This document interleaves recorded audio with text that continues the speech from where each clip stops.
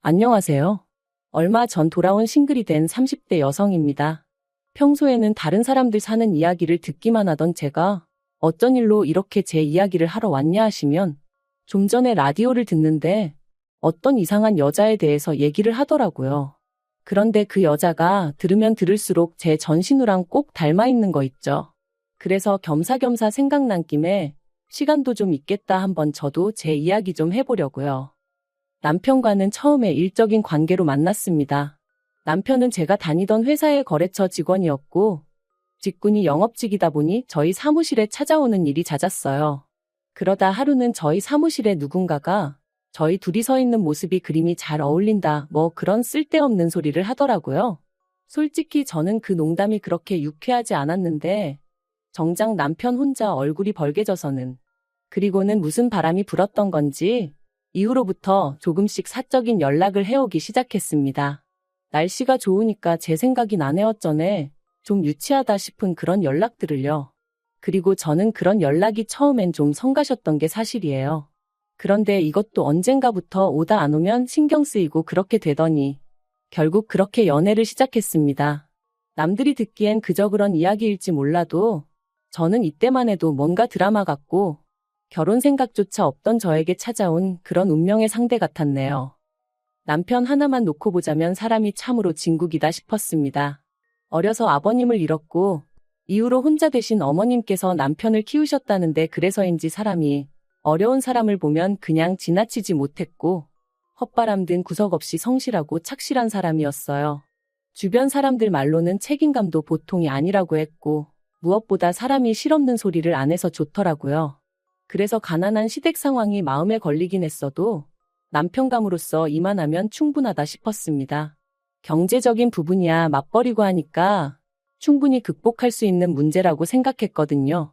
친정부모님도 돈이란 건 있다가도 없고 없다가도 있을 수 있는 거라며 사람 됨됨이가 더 중요한 거다 하셨으니 그래서 연애 1년 만에 미래를 약속했어요. 그런데 결혼 준비가 한창 진행되던 와중 남편이 생각지도 못한 이야기를 꺼냈습니다. 저더러 합가는 어떠냐고 물었거든요. 그리고 저는 당연히 합가는 싫다고 그 자리에서 딱 잘랐어요. 물론 홀어머니인 거 뻔히 알고 있었고 그래서 세월이 흘러 언젠가 모셔야 하는 날이 오면 그때는 당연히 모실 생각이었지만 그렇다고 신혼도 없이 어머님과 함께 사는 건 생각조차 해본 적 없었으니까요. 그런데 남편이 꽤나 서운한 기색을 내비추더니 한다는 말이 어머님이 저희 결혼하는 데 있어 뭐 딱히 도와주실 형편은 안 되시고 그나마 사시는 집에 방 한 칸 남으니 거기에 들어와 살면 어떻겠냐 하셨다는 겁니다. 그리고는 남편이 덧붙이길 자기 생각에 들어가서 살면 생활비도 아끼고 뭐 돈도 좀 모을 수 있지 않겠나 싶었다는데 그 말도 좀 황당하더라고요. 일단 생활비를 아낀다는 것도 애시당초 매달 어머님한테 50만 원씩 드리고 있었는데 같이 살면 그걸 안 드릴 것도 아니고 아마 모르긴 몰라도 오히려 생활비가 더 들지도 모른다 싶었죠. 게다가 그뿐인가요? 어머님 댁에는 이미 신우도 살고 있었으니 제 입장에선 이러나 저러나 불편할 수밖에 없었는걸요. 그래서 남편에게 합가는 정말 아니다, 못한다 했습니다. 그랬더니 남편도 실은 신우가 한번 물어보라고 해서 물어본 거였다며 알겠다고 하더니 더는 말을 안 하더라고요. 그래서 합가 이야기는 그냥 그렇게 끝났다고 생각했어요. 하지만 그건 순전히 제 착각이었습니다. 제가 합가를 안 한다고 했다는 게 신우 귀에 들어갔는지 그래서 신우가 마음이 많이 상하기라도 한 건지 그때부터 알게 모르게 저를 대놓고 무시하고 괴롭게 했으니까요. 게다가 어머님까지 저더러 서운하다 어떻다 하시는데 제가 잘못한 것도 없는데 여러 가지로 죽을 맛이 없네요. 그리고 지금 생각하면 참으로 어리석었는데 신우야 그렇다 치더라도 어머님하고는 그래도 잘 지내고 싶었어요. 저희 친정부모님은 친정오빠와 함께 해외에 체류 중이셨고 그렇다 보니 제 마음 한켠에는 늘 가족에 대한 그리움이 있었거든요. 그래서 지금은 물론 시어머니는 어디까지나 시어머니고 친정어머니가 될 수 없다는 걸 알지만 그래도 그 당시에는 어머님을 친정어머니처럼 생각하고 의지하고 그렇게 지내고 싶었어요. 그래서 어떻게든 어머님과의 관계만큼은 개선하고 싶었던 거고요. 그런데 그 또한 쉽지만은 않았습니다. 바로 신우 때문에요. 시집안간 신우였지만 직장도 제대로 다니지 않는 신우였지만 그럼에도 불구하고 어찌나 공사가 다 망한지 어디 한번 제대로 어머님을 모시고 나가는 일이 없었어요. 그래서 한창 벚꽃이 날리던 봄날에 어느 날 제가 먼저 어머님께 연락을 드렸습니다. 돌아오는 주말에 꽃구경도 하고 맛있는 것도 먹으러 가자고요. 그러자 어머님이 그거 참 좋다 하셨고 그렇게 약속을 잡았죠.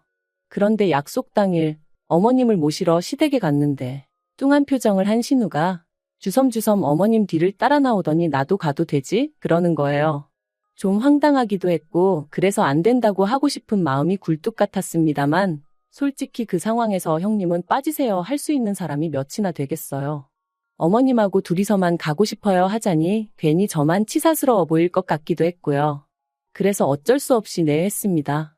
그런데 차에 타는 것부터가 정말이지 별로였어요. 왜냐하면 솔직히 제가 운전을 하니 신우가 제 옆에 타고 어머님은 뒷좌석에 타시는 게 맞다고 생각했거든요. 비록 신우가 저보다 윗사람이긴 했지만 그렇다고 제가 무슨 운전기사도 아니었으니까요. 그런데 신우는 마치 당연하다는 듯 어머님하고 뒷좌석에 앉더니 그리고는 그때부터 정말이지 무슨 택시라도 탔다고 생각하는 건지 저는 쏙 빼고 어머님하고 둘이서만 조잘조잘 떠드는 거예요. 그것도 저는 못 끼어들게끔 서로만 아는 얘기거리를 말이죠. 하지만 저를 정말 속상하게 한 건 그뿐만이 아니었습니다. 꽃구경을 하기로 한 곳에 도착했는데 신우가 자기랑 어머님은 먼저 내려달라고 하더라고요. 주차하는데 얼마나 시간이 걸리는 것도 아닌데 그거 좀 기다렸다가 같이 가면 좋겠는데 말이죠. 하지만 신우가 어머님이 멀미를 하시는 것 같다 하니 안 된다 할 수도 없고 그래서 먼저 두 사람을 내려주고 저도 부랴부랴 차를 댔어요. 그런데 주차하고 차에서 내리니 어머님이고 신우고 저를 기다려주기는커녕 벌써 저만큼 걸어가고 있는 거예요. 그리고 거기서 또 당연히 빈정이 상했죠. 이건 무슨 주인 쫓아가는 강아지도 아니고 걸음을 재촉하는 제 자신이 몹시도 싫었습니다. 게다가 신우가 어머님 옆에 딱 붙어서 팔짱 끼고 저한테 사진 좀 찍어봐라 이것 좀 들어달라. 솔직히 너무 마음이 상하더라고요. 이러자고 어머님한테 오자고 한 게 아닌데. 아무튼 그렇게 1~2시간쯤 꽃구경을 하고 어머님이 배가 고프다며 어디 가서 뭐 좀 먹자 하셨습니다. 그래서 제가 알아놓은 식당으로 향했는데 식당에 도착해서 자리에 안내받고 나니 그때부턴 신우가 뭐가 그리 심사에 거슬렸는지 핸드폰만 쳐다보고 아무 말도 안 하는 거예요. 그러니까 어머님도 괜히 신우 눈치를 살피시고 저는 또 그런 냉랭한 분위기가 답답해서 이런저런 말을 걸었는데 아니 몰라. 딱딱 단답형으로만 대답하니까 민망해 죽겠더군요. 게다가 어느덧 식사가 나오자 신우가 젓가락으로 온갖 반찬을 뒤적이면서 가짓수만 많지 찍어 먹을 게 없다는 둥 싫은 소리만 해대는데 그땐 정말 화가 나대요? 마음 같아선 정말이지 그럼 그만 처먹으라고 하고 싶었다니까요. 하지만 어머님께서 그런 신우에게 먹을 만한데 왜 그러냐며 저한테는 좀 참으라는 식으로 눈짓을 주셨기에 그저 끓어오르는 화를 꾹꾹 눌러 참았습니다. 그리고 그렇게 집에 돌아와서 남편에게 앞으로 신우랑 나랑 이유가 뭐건 간에 얽히게 하지 말라 했어요. 오늘 하루 종일 재수없어 혼났다고 어머님만 아니면 신우 머리채를 다 잡아뜯고 싶었다면서 말이죠. 그랬더니 남편이란 작자가 기껏 한다는 말이 자기 누나가 내성적이라서 그런 거라며 저더러 이해를 해달라나요? 내성적인 거랑 성질 더러운 거랑 구분도 못하냐고 그렇게 감싸고 돌 거면 차라리 말을 말라 했네요. 그런데 그 일이 있고 나서 몇 달 뒤 저는 또 다시 크게 충격을 받고 말았습니다.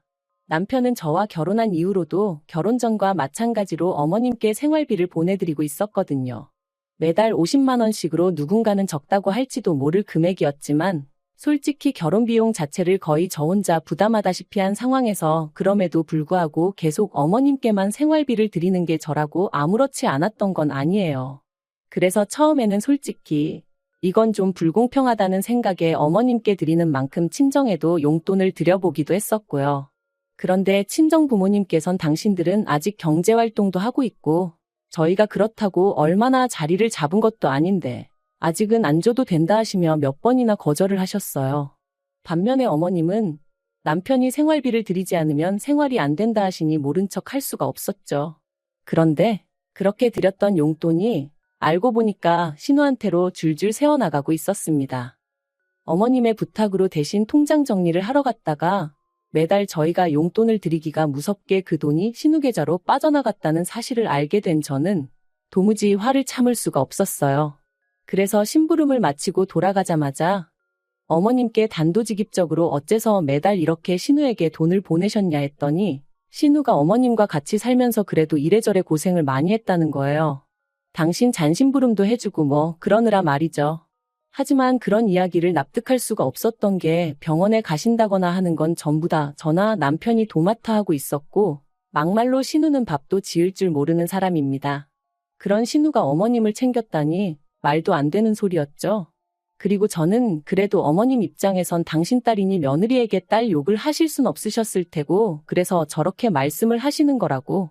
상황 자체를 이해 못할 것은 아니었지만 그래도 정말 속 터진다는 게 이런 건가 싶더라니까요. 저는 고민 끝에 이 상황을 남편에게도 알렸고 내가 알게 된 이상 어머님한테 돈으로 생활비를 드릴 수는 없다고 했습니다.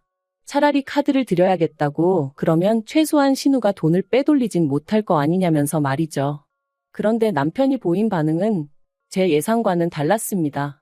일단 한번 어머님한테 드린 돈이면 어머님이 어떻게 쓰시던 간에 그건 우리가 상관할 일이 아니라는 거예요. 막말로 어머님이 그 돈을 동네 거지한테 다 줘버려도 그건 어머님 자유지 저희가 이래라 저래라 하면 안 되는 거라나요? 정말 어이가 없더라고요. 말이 나왔으니 말이지만 남편이 돈을 얼마나 대단히 많이 버는 것도 아니고 그렇다고 우리가 돈을 쌓아놓고 사는 사람들도 아닌데. 그래서 남편에게 그러면 앞으로 어머님 용돈은 당신이 따로 알아서 챙겨드리라 했습니다. 그리고 이참에 돈 관리도 서로 각자 알아서 하는 게 좋겠다고 했어요.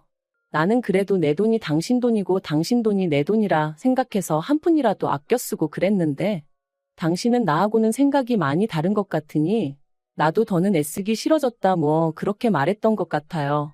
그러자 남편이 부부 사이에 어떻게 돈 관리를 그런 식으로 하냐며 투덜거렸는데 그러던지 말던지 더는 제 알 바가 아니었죠.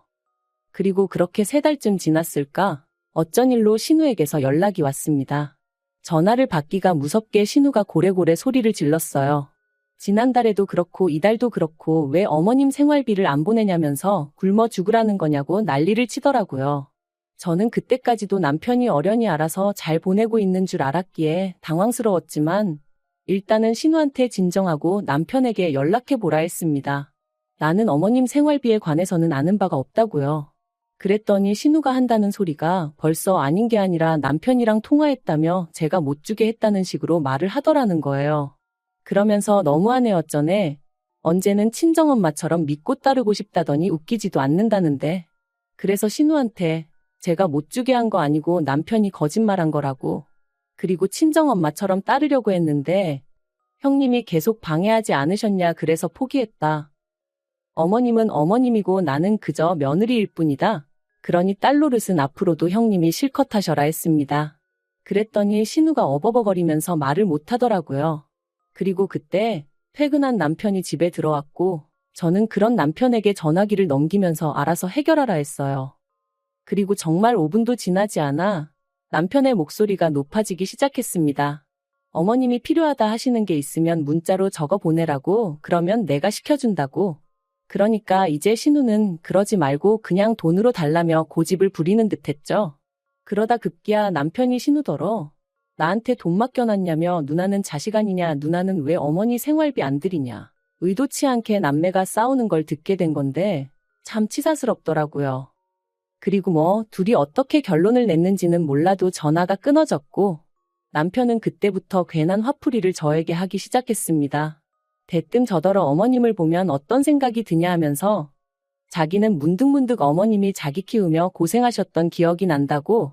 그러면 가슴 한구석이 막 저릿해져 오면서 하나라도 더 해드리고 싶은 마음이 든다나 어쩐다나요. 그러면서 저더러 그런 어머님한테 감사하지 않냐는데 막말로 나를 키워주신 것도 아닌데 제가 왜 감사하단 생각이 들었겠어요? 어이가 없어서 그런 남편에게 나는 우리 엄마한테 감사하지 그랬네요. 그랬더니 남편도 뭐 딱히 할 말이 없었던 건지 저더러 다짜고짜 정말 너무하답니다.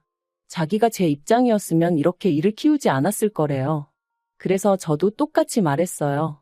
내가 당신 입장이었으면 나도 당신처럼 안 했다고요. 그리고 그때부터 계속해서 저에게 화풀이하려는 남편과 져줄 생각이 없는 저희 둘이 열심히 싸웠어요. 이혼 이야기까지 오갈 정도로 말이죠. 남편은 저에게 요만큼도 사과할 생각이 없었고 저는 그런 남편의 어깃장에 아주 질려버렸습니다. 그래서 남편에게 그냥 니네 엄마한테 가서 살라 했거든요. 그랬더니 이제 니네 엄마라고 했냐면서 저같이 싸가지 없는 여자랑 정말 못 살겠다며 그냥 다 때려치자더니 저 때문에 하는 이혼인 만큼 위자료도 악착같이 받아내겠다 했습니다. 어이가 없어서 한번 열심히 해봐 그랬어요. 배울 만큼 배운 인간이 끝까지 저런 어깃장을 놓는다는 게 어찌나 볼성사납던지 정말 못 봐주겠더라니까요. 그리고 당연히 위자료는 무슨 말도 안 되는 소리였죠. 결국 깔끔하게 서류에 도장 찍고 남남이 되었습니다. 그리고 저희가 이혼한다는 이야기가 나오고 나서야 신우가 한풀 꺾여서는 결혼이 무슨 애들 장난도 아니고 부부싸움 한 번 했다고 이혼을 하냐며 마치 저를 타이르듯 들대요. 그래서 뭔가 잘못하셨나 본데 제가 이혼을 하는 이유는 바로 당신 때문이라 했어요. 남편더러 당신하고 연 끊으라 할 수도 없고 끊어질 연도 아니니 갈라서는 거라고. 남편한테 당신만 없었어도 이런 일은 없었을 거다 했죠. 말이 좀 심했나요? 사실 어떻게든 신우 가슴을 아주 후벼 파놓고 싶었거든요.